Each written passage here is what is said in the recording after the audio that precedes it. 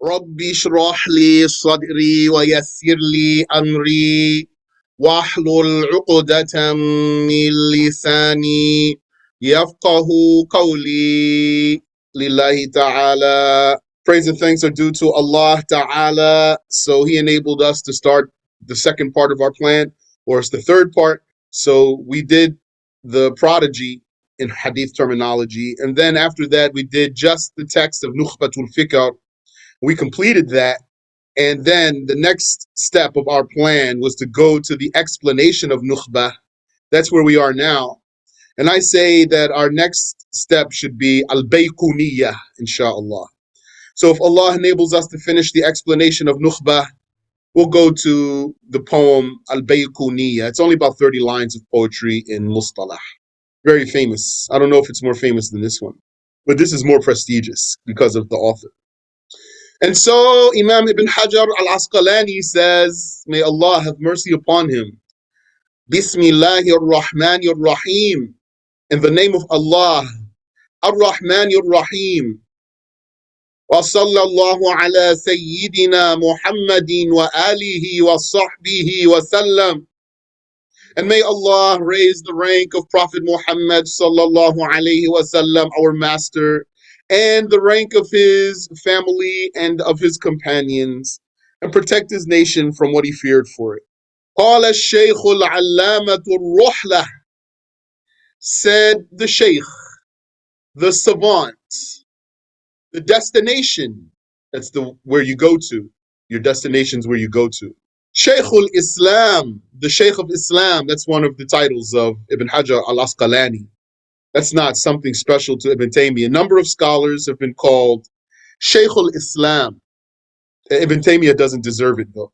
Alamul A'lam, the banner of banners. Shihabuddin Abul Fadli Ahmad ibn Ali ibn Muhammadin al-Asqalani. الشهير بابن حجر الشافعي. Who is that one? He is Shihabuddin Abul Fadl, whose name is Ahmad, the son of Ali, the son of Muhammad al-Asqalani, from Asqalan in Palestine. The one who's famous as Ibn Hajar, the Shafi'i. فَسَحَ اللَّهُ فِي مُدَّتِهِ. I'm not sure what that means. I just have an idea, but I'm not sure. وَأَعَادَ عَلَى الْمُسْلِمِينَ مِنْ بَرَكَتِهِ. And may Allah make his blessings, may Allah enable the Muslims to benefit from his blessings even after he is gone. Ameen. And this introduction here, what appears is that it was put by one of his students. Alhamdulillahi alladhi lam yazal aliman qadira. So Ibn Hajar says, praise and thanks are due to Allah, who never ceased to be knower and powerful. Hayyan qayyuman sami'an basira. Living and qayyum, hearing, seeing. Qayyum, you know, that's one of the names of Allah, Al-Qayyum. It's one of the names of Allah that's exclusive to him. It includes the meaning that he has confirmed existence, eternal, everlasting existence, and that he is independent and that he manages all of the creations. Ibn Hajar says, وَأَشْهَدُ أَن لَا إِلَهَ إِلَّا اللَّهُ وَحْدَهُ لَا شَرِيكَ لَهُ. And I testify that no one is God but Allah, alone without a partner. وَأُكَبِّرُهُ تَكْبِيرًا. And I exalt him greatly. I say, Allahu Akbar. وصلى الله على سيدنا محمد الذي أرسله إلى الناس كافة. And may Allah raise the rank of our sire Muhammad, whom he sent, whom he dispatched to the people, all of them, Bashiran wa Nadhira, as a bearer of glad tidings, yani a giver of good news, and as a warner. So he gives the good news to the obedient believers, and he warns the disobedient and the blasphemers. وَعَلَى آلِ Muhammad, وصحبه وسلم تسليما كثيرا. And may the supplications be for the family of Muhammad and his companions, and may Allah Ta'ala grant them the salam. أما بعد, thereafter, فإن التصانيف في اصطلاح أهل الحديث قد كثرت. Indeed, the authorings concerning the terminology of the people of Hadith have become abundant. للأئمة في القديم والحديث. The scholars throughout time, old and new, have written in this subject. فمن أول من صنف في ذلك القاضي أبو محمد الرام هرمزي. Amongst the first to author in this subject was Judge Abu Muhammad Ar-Rama Hurmuzi. Ar-Rama Hurmuzi. In his book, في كتابه المحدث الفاصل. In his book that's called Al-Muhaddith Al-Fasil. Not sure what that title means. It appears to me it means the expert hadith scholar. Wallahu alam. لكنه لم يستوعب. However, he didn't cover everything.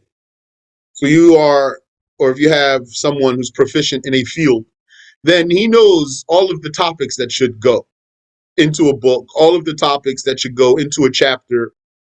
And some of them they know more than others. And some of them they know their knowledge of that field is so good, then depending on their goal, they would, by expertise, leave out things, not because of ignorance, but out of knowledge. They would leave out things. He says this one, Judge Abu Muhammad, he wrote a book, an early book in Mustalah called Al-Muhaddith Al-Fasil, لكنه لم يستوعب. However, he didn't cover everything. So, why? Maybe because it was just a new science, just getting off its feet. Or maybe because he was wise in what he did. I never saw the book. But that's just some of the reasons why something like that might happen. وَالْحَاكِمُ أَبُو عَبْدِ اللَّهِ النَّيْسَابُورِيُّ. And also, amongst the first to author in Istilah and Mustalah is Al-Hakim, the Al-Hakim, the author of Al-Mustadrak, Abu Abdullah al-Naysaburi. لكنه لم يهذب ولم يرتب. However, he didn't arrange his book well. That's Ibn Hajar saying that. لم يهذب. So it wasn't put together well. It wasn't like, for example, let's say you got dressed for work, or you got dressed for school, or you got dressed for an interview. So then what do? تهذب نفسك.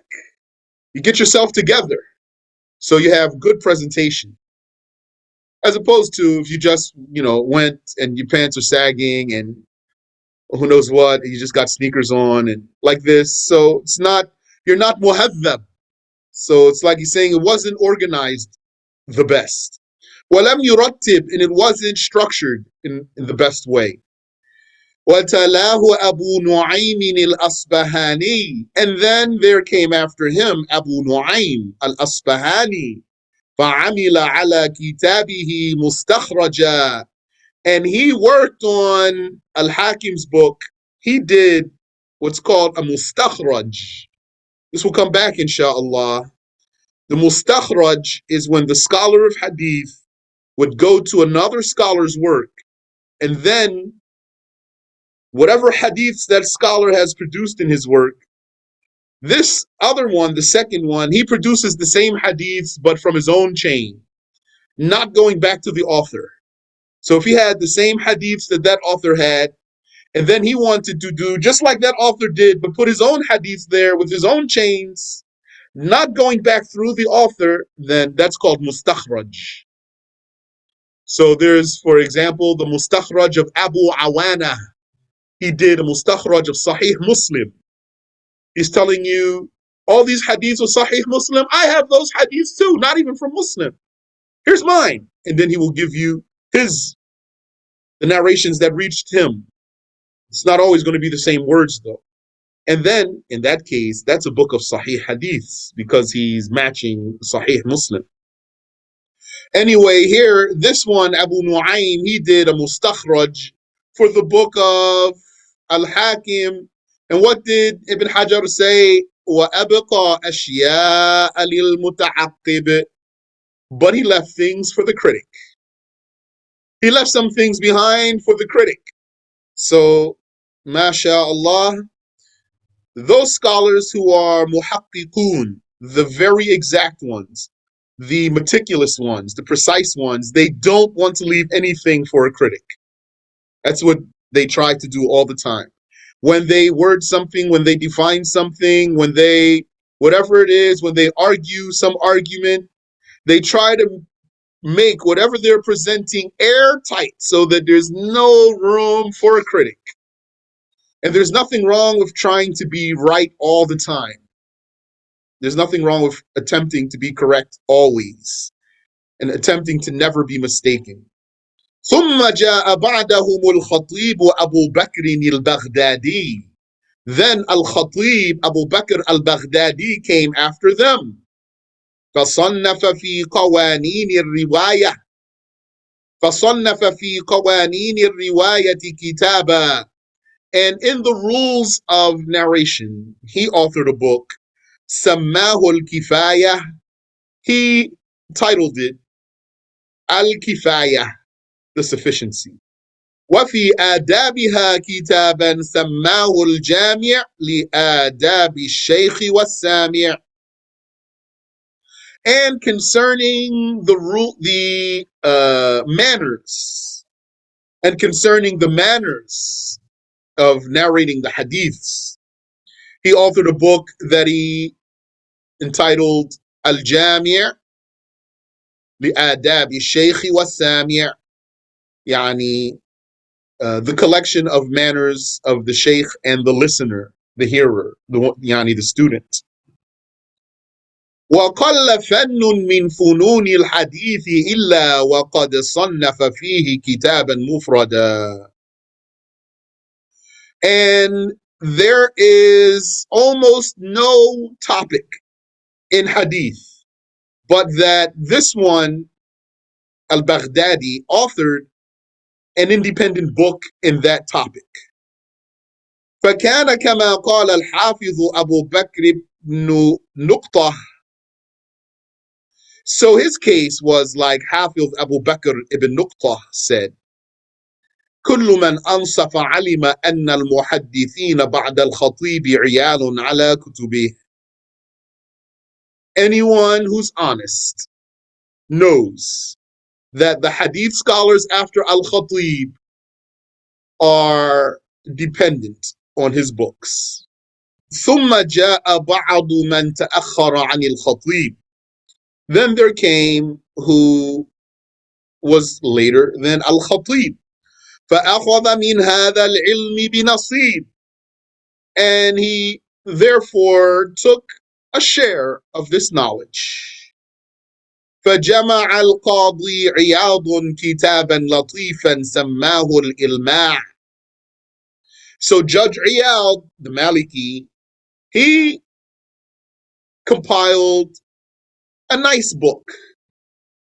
Maybe Latif means small, but I don't know. I haven't seen the book. But I just translated it as nice. Sammahu al-Ilma'. He called that book al-Ilma'. Wa Abu Hafsin al-Mayaniji. Al-Mayaniji. Wa Abu Hafsin al-Mayaniji juz'an. And another one named Abu Hafs al-Mayaniji, he authored a juz'. A juz', yani, a volume. A juz' means a book that covers one topic. Doesn't have to be a small book, could be a big book. But all of it is about a single topic. سماه ما لا يسع المحدث جهله. He called that book what what the hadith scholar cannot afford to be ignorant about it. وأمثال ذلك من التصانيف التي اشتهرت وبسطت ليتوفر علمها واختصرت ليتيسر فهمها. And there are similar books, similar authoring that became famous. Some of them were unabridged, expansive books, so that this knowledge would be, so that to make a lot of the knowledge accessible, to make a lot of that knowledge, that information accessible. And some of those were summarized to make the comprehension of the information easy. إلى أن جاء الحافظ الفقيه تقي الدين أبو عمرو عثمان بن الصلاح عبد الرحمن الشهرزوري, until there finally came the Hafiz and the jurist Taqiyuddin Abu Amr Uthman ibn Salah Abdul Rahman al-Shahrazuri, Yani ibn Salah. That name there, if you're going to be interested in studying hadith terminology, he's the Sheikh. Ibn Salah, rahimahullah. He was a wali. He's the one that Sheikh said that when they wanted to build a highway in Syria through a cemetery and they had to exhume the bodies to make room, they pulled out his body 800 years later, still intact. Nazilu Dimashq, the one who settled in Damascus. فجمع لما ولي تدريس الحديث بالمدرسة الأشرقية كتابه المشهور. Then when he was put in charge of teaching hadith, yani hadith education, in Al-Madrasatul Ashrafiyah, the Ashrafi school. It's like he was made a department head at a school or a university or an academy. There, he authored his famous book. I have his famous book, which is called Al-Muqaddimah, the introduction. That's what they call it. I don't know if he called it that himself. Muqaddimah Ibn Salah, they call it. Ibn Salah's introduction. فَهَذَّبَ فُنُونَهُ. In this book, Ibn Salah, he gave a good arrangement to the topics of the field. وَأَمْلَاهُ شَيْئًا بَعْدَ شَيْءٍ. And he dictated it little by little. فَلِهَذَا لَمْ يَحْصُلْ تَرْتِيبُهُ عَلَى الْوَضْعِ الْمُتَنَاسِبِ. And for this reason, the sequence of the book didn't come out with the best arrangement. وَاعْتَنَى بِتَصَانِيفِ الْخَطِيبِ الْمُفَرَّقَةِ. He relied on Al-Khatib's dispersed books or booklets. All those various books that Al-Khatib did, he gathered them.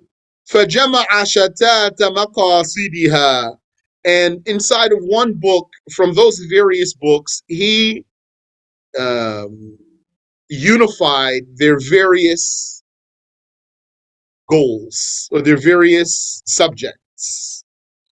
وَضَمَّ إِلَيْهَا مِنْ غَيْرِهَا نُخَبَ فَوَائِدِهَا.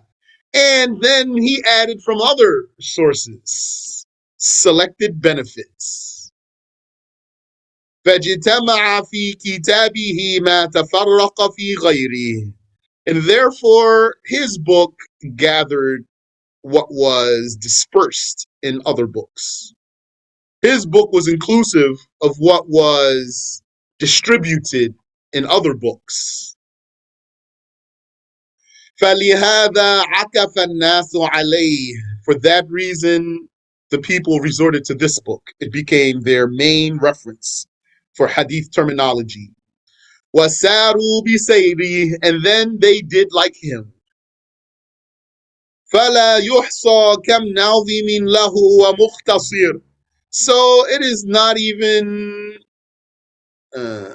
you can't even be counted how many have rendered the book of Ibn Salah into poetry form, and how many have summarized it.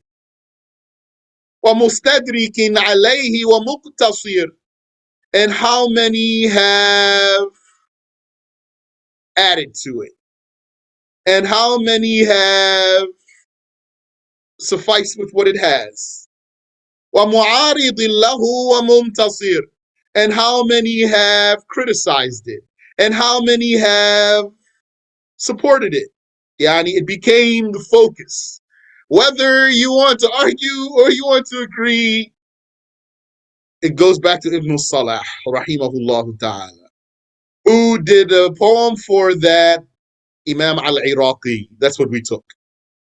So if you take the poem of Al-Iraqi, you will have basically taken the Muqaddimah of Ibn Salah, and he adds to it.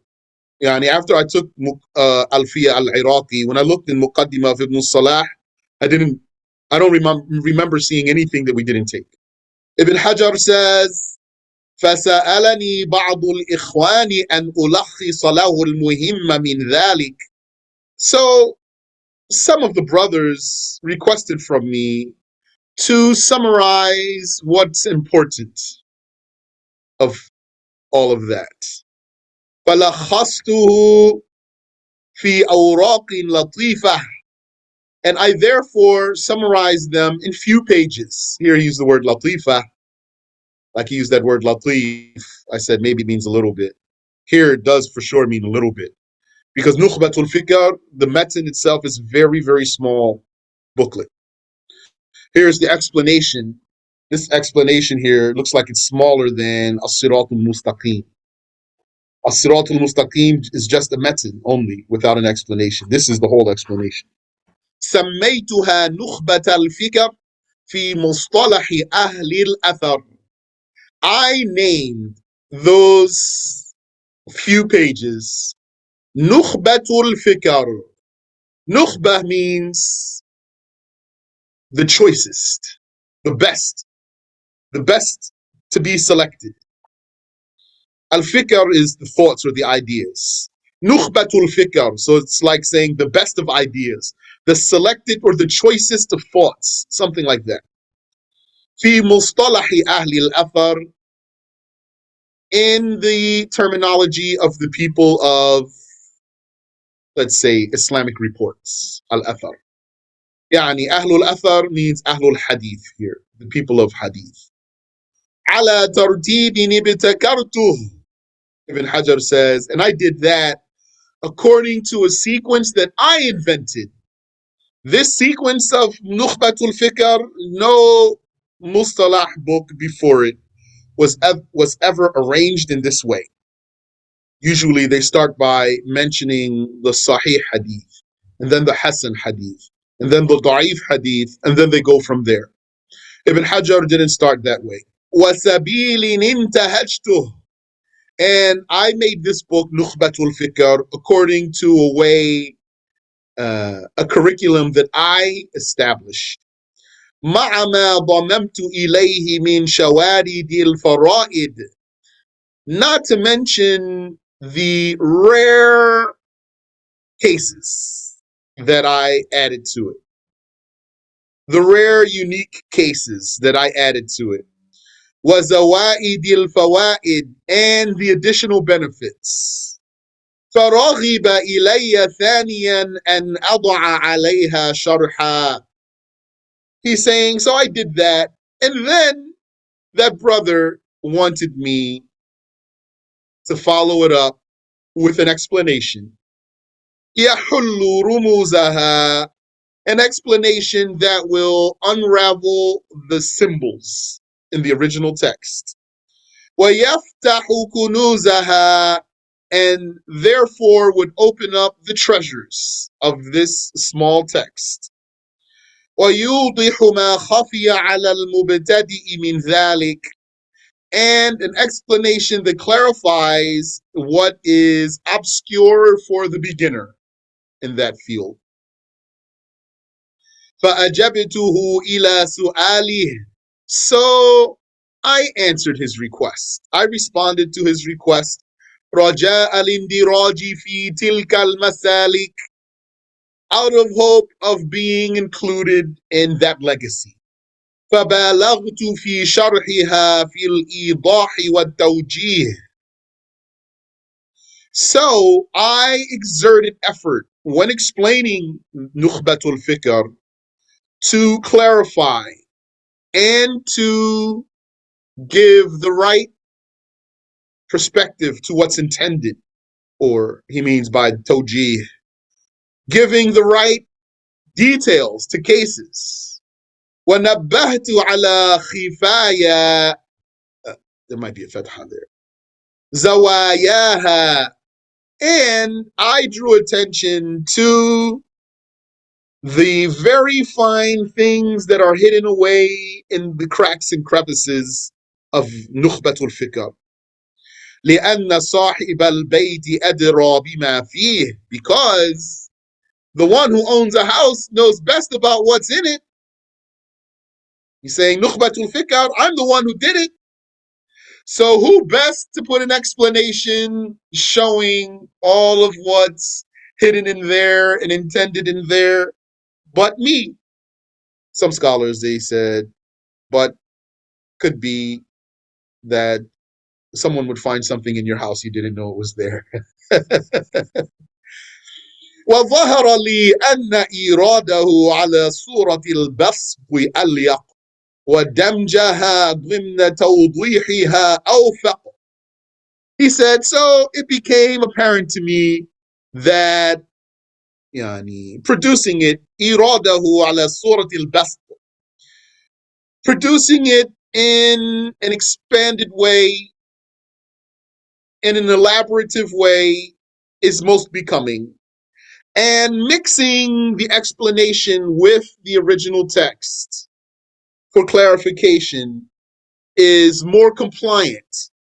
فَسَلَكْتُ هَذِهِ الطَّرِيقَةَ الْقَلِيلَةَ السَّالِكَ.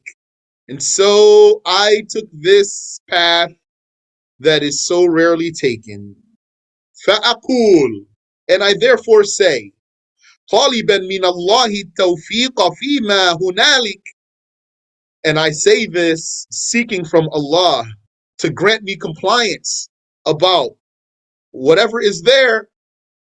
الخبر عند علماء هذا الفن مرادف للحديث. The khabar, the news, according to the scholars of this discipline, is synonymous to the hadith. They would say khabar, and they meant hadith. Khabar means news, information. We'll say news, inshallah. وقيل الحديث ما جاء عن النبي صلى الله عليه وسلم والخبر ما جاء عن غيره. And it was said that hadith, the word hadith is for whatever came from the Prophet sallallahu alaihi wasallam, and the khabar, the news, is for what came from other than him. Now, usually, the scholar will mention first what he sees is the strong saying. And the word qil, it was said, or the likes of that, it gives the impression of weakness. It's not necessary, though. When you say it was said, it's not necessary that you're weakening what was said, but it gives that impression. So just the way he presented his information, he said with definitiveness, khabar, according to the scholars, is synonymous to the hadith. And then he said, and it was said that hadith is for what came from the Prophet, and khabar is what came from other than the Prophet, alayhi salatu wassalam. ومن ثم قيل لمن يشتغل بالتواريخ وما شاكلها الإخباري. And from there, it was said about those who are busy with history and similar topics. Ikhbari, an ikhbari, not muhaddith, ikhbari. So he's saying here, this is shows the difference then between hadith science and another science that has some things in common with hadith science. وَلِمَنْ يَشْتَغِلُ بِالسُنَّةِ النَّبَوِيَّةِ الْمُحَدِّثِ.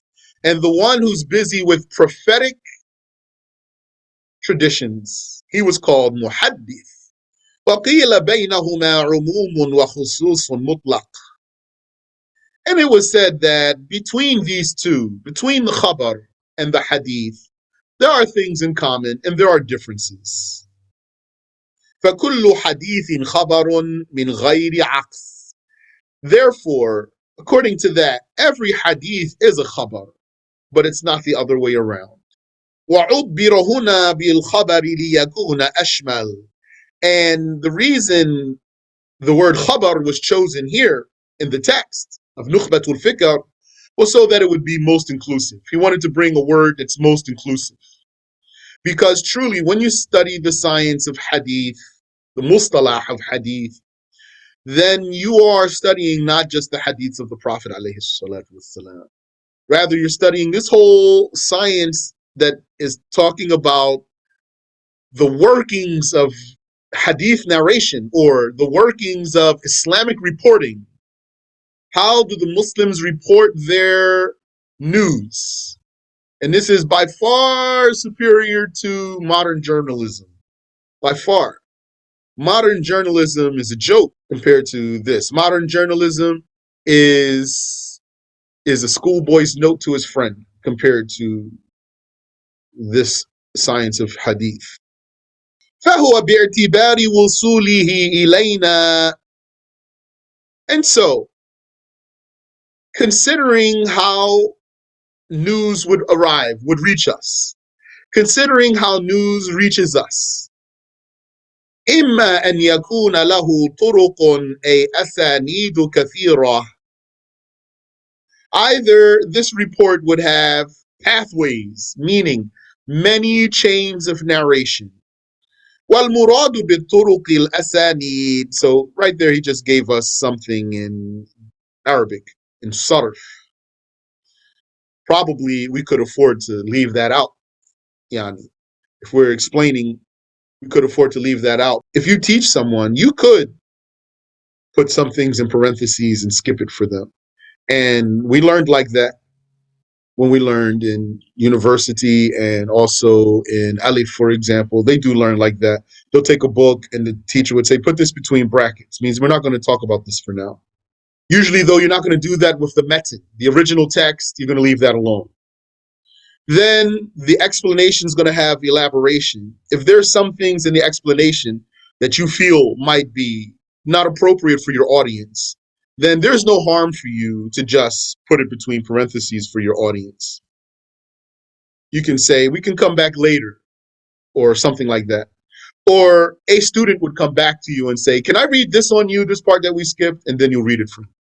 وَالْمُرَادُ بِالطُّرُقِ الْأَسَانِيدِ. So what's meant by the turuq, the pathways, is the asanid, the chains of narration. Asanid is the plural of isnad. وَالْإِسْنَادُ حِكَايَةُ طَرِيقِ الْمَتْنِ. And the isnad, the chain of narration, is a telling of the pathway of the text. Text here means the text of the hadith. The chain of narration tells the pathway, yani, through which human beings did this report pass. قال وتلك الكثرة أحد شروط التواتر. And this abundance of pathways is one of the conditions of tawatur.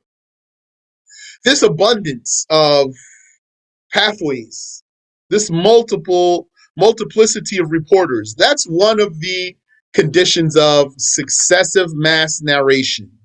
Tawatur. إذا وردت بلا حصر عدد معين. When such a report or when such abundance Al-kathra, إذا وردت, this is feminine, waradat. So I need something feminine that it goes back to. Looks like goes back to kathra. إذا وردت أي تلك الكثرة بلا حصر عدد معين. If that abundance of reporters or reports or pathways came without limit to any particular number, without limit to any particular number. Some of our brothers and sisters, they were averse to the word unlimited. It's okay, Yani, if it's not, this word unlimited doesn't have to be something that you need to avoid. Like someone would say, they said I have unlimited access. Okay, could be. It's not limited. It's true. Or, for example, how many wives a man can have? 4. How many slave women? It's unlimited. So, بلا حصر. بل تكون العادة قد أحالت تواطؤهم على الكذب. Rather, the norm will have made their conspiring to a lie impossible. The norm will have made their conspiring to a lie impossible. Here he signals to something important, of course, which is, what is he talking about now? He's talking about something called the normal impossibility. The normal impossibility. Usually when we talk about impossible matters, we talk about the mental impossibility from the 3 mental judgments. Now he's talking about the normal impossibility. The normal impossibility, and because one might say, it could be said, a Mutawaatir report, it's impossible that the people have conspired to lie about it. You can say that, but then someone who knows the mental judgments, he would say, how is that impossible? Mentally, it's not impossible that all those people could conspire to a lie. So how is it impossible? How is that valid to say impossible? The answer is because there's more than one impossibility. There's a mental impossibility, there's a normal impossibility, and there's a religious impossibility. The religious impossibility could be either of those two. So a religious impossibility could be a mental impossibility, like God having a partner. That's a mental impossibility and a religious impossibility. A normal impossibility would be like this. A normal impossibility would be like a bunch of people so numerous, 50 people, 1,000 people, let's say, 1,500 people conspiring, all of them together to a lie. This is not mentally impossible. That's true. Don't argue with him there. That's true. It's not mentally impossible. It is conceivable to our minds that if Allah willed for all those people to gather and agree to a lie and get their lie together, that they would do so. So you're right, it's not mentally impossible. But normally it is impossible. It's not something that could happen normally. It's impossible normally, actually. It won't happen. When we say that something is normally impossible, it means that if it were to happen, it would have been supernatural. So when the normally impossible happens, then that's supernatural. So the miracles of the prophets, that's normally impossible. For a man to point at the moon and then the moon breaks into 2 pieces. Or something like that. Or to throw a stick and it turns into a giant dragon. That's normally impossible. It's not mentally impossible. So Ibn Hajar says, وَتِلْكَ الْكَثْرَةُ أَحَدُ شُرُوطِ التَّوَاتُرِ. This abundance of reporters, of pathways, is one of the conditions of tawatur, successive mass narration. إِذَا وَرَدَتْ بِلَا حَصْرِ عَدَدٍ مُعَيَّنٍ. If they came without any particular limit. Sometimes you do have a big number, but there is a limit. So, like 20, that's a limit. or more or less. He's saying Mutawaatir report, it could come with no limited number of reports. Yani you have no awareness of what? How many is it? 5,000? Is it 7,000? Is it 15,000? How many pathways this report has? Khalas, we don't have a limit for it. بل تكون العادة قد أحالت تواطؤهم على الكذب. Rather, the norm would make it impossible that all of those numbers of people would have conspired to a lie. وَكَذَا وُقُوعُهُ مِنْهُمُ اتِّفَاقًا. And also for them to just happen to be saying the same thing. The norm makes that impossible also. That's normally impossible, that such large numbers of people would just coincidentally be saying the same thing. من غير قصد, without any intent.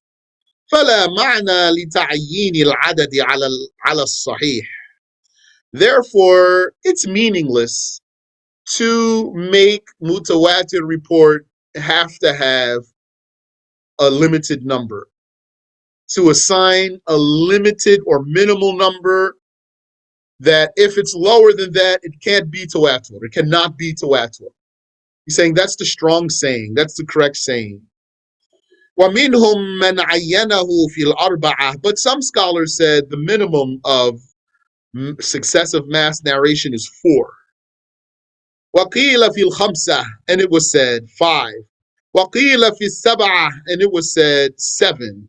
وَقِيلَ فِي الْعَشَرَةِ. And it was said 10. وَقِيلَ فِي اثْنَيْ عَشَرٍ. And it was said 12. وَقِيلَ فِي الْأَرْبَعِينَ. And it was said 40. وَقِيلَ فِي السَّبْعِينَ. And it was said 70.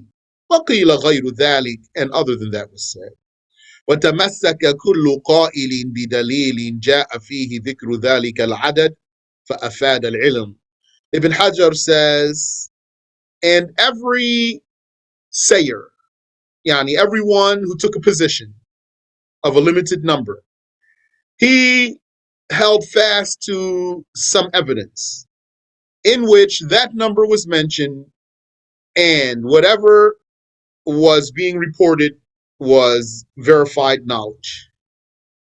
So meaning there would be a hadith, for example, with 4 people mentioned in there, and whatever they're reporting is true. So they would say this is proof then. Or, for example, in the story of Musa alayhi salam, after they worshipped the calf, he chose 70 men and he took them to the mountain and made dua with them so that Allah would not wipe them out. So some said this one, 70, that's a proof. Less than 70, then it's not going to be mutawaatir.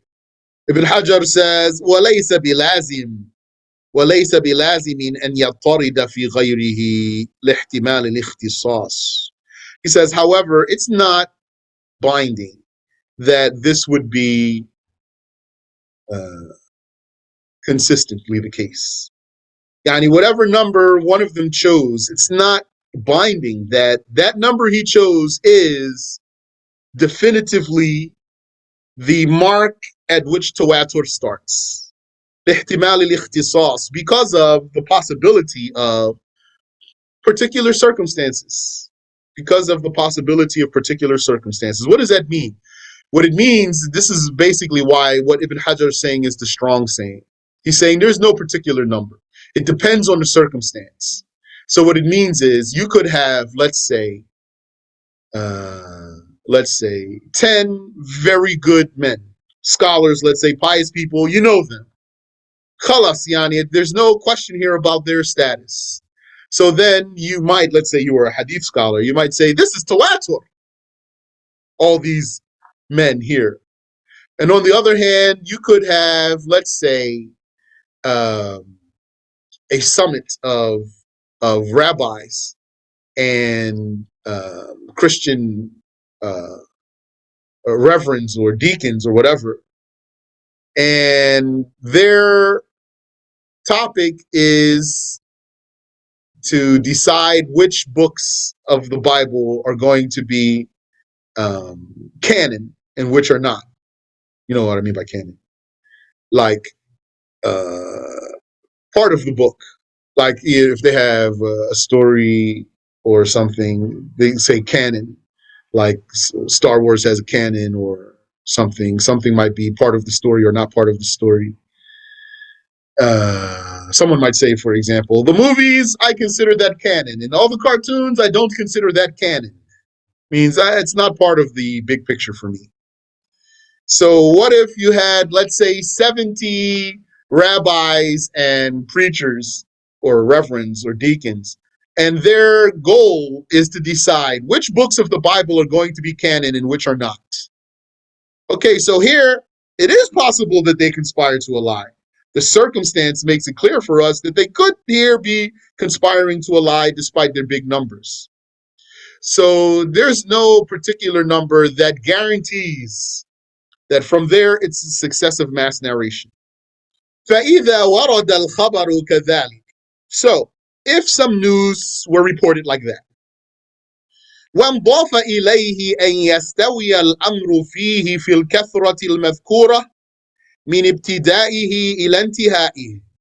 And add to that the matter of abundant reporters, the mentioned abundance of reporters remain from the beginning of the transmission to the end of the transmission. So we would be at the end of the transmission, right? Because we're receiving. وَالْمُرَادُ بِالْإِسْتِوَاءِ أَلَّا تَنْقُصَ الْكَثْرَةُ الْمَذْكُورَةِ. And what's meant by staying the same is that the abundance would not decrease. That's what he means by staying the same. He doesn't mean doesn't change at all, that if it started off being a report from 50 people, that it ended being a report from 50 people. He doesn't mean that. He means that it doesn't start as a report of 50 people and ends up being a report of 15 people, for example. It doesn't get less. وَالْمُرَادُ بِالْإِسْتِوَاءِ أَلَّا تَنْقُصَ الْكَثْرَةُ الْمَذْكُورَةُ فِي بَعْضِ الْمَوَاضِعِ. So what's meant by the, let's say, sustaining the number is that the abundance of reporters does not decrease in some spots. La alla yazid. And we don't mean here that it wouldn't increase. إذ الزيادة مطلوبة هنا, because increase here is better. In باب الأولى, يعني more so. وأن يكون مستند انتهائه الأمر المشاهد أو المسموع. And another condition, very important, is that the source of the report is a witnessed event. The source of the report is a witnessed event. لا ما ثبت بقضية العقل الصرف, not something that's mere mental judgment. كالواحد نصف الاثنين, like one being half of two. So what if we interviewed 1,000,000 people, and every single one of them said that one is half of two? So would that be a report of masses? No, it would not be. Why not? Because it's not an event that they witnessed and then they reported it to the next generation, to the people after them. We're talking here about some event that happens, and then the witnesses to that event, they turn around and report it to the people after them. فَإِذَا جَمَعَ هَذِهِ شُرُوطُ الْأَرْبَعَةِ. So if these four conditions are gathered together, وهي عدد كثير أحالت العادة تواطؤهم أو توافقهم على الكذب. They are, one, for the big number to make it normally impossible for them to have conspired to a lie or to coincidentally agree about it. Two, رووا ذلك عن مثلهم من الابتداء إلى الانتهاء, that they narrated that from their likes, from the beginning until the end, meaning that big number of witnesses, they reported that to a number like themselves. Just the second group, they're not witnesses, but in number, they're like the witnesses. Because, so it makes sense here. If there were an event, that means it really happened. That means it's real. And then so many people witness that event, so many of them that it's normally impossible that they conspired to lie about that event. So then their conspiring to lie about the event is disregarded.